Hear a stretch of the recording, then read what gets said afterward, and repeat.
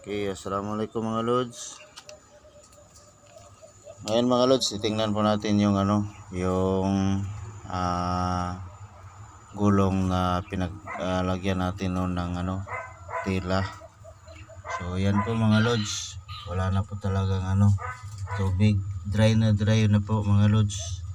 Yan, pag makikita po natin mga lods, itong tela na nilagay ko, wala nang tumatagas na tubig pababa kasi ubos na pati dito sa baba mga lods, tingnan po natin, wala nang tubig dyan sa baba.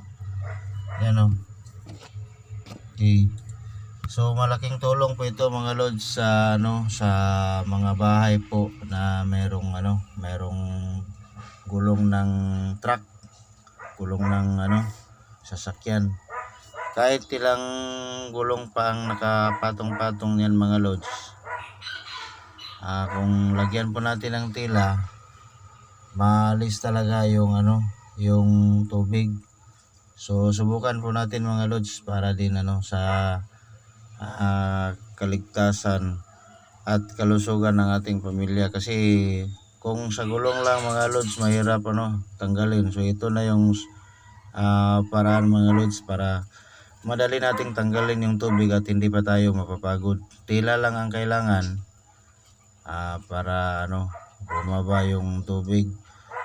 So hindi na tayo magka-problema mga lods kung may gulong tayo sa bahay natin na naiimbakan ng tubig. Ito na lang ang gagawin natin.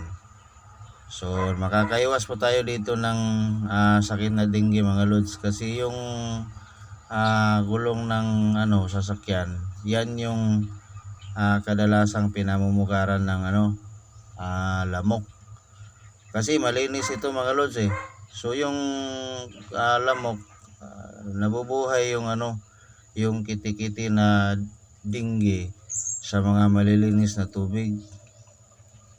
So malinis kasi ito mga lods, kasi habang umuulan,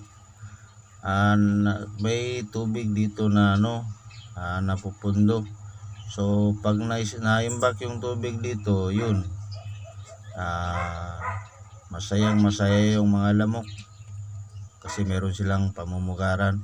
So pag nilagyan natin ng tela mga lods, 100% matatanggal yung yung tubig. So subukan po natin mga lods.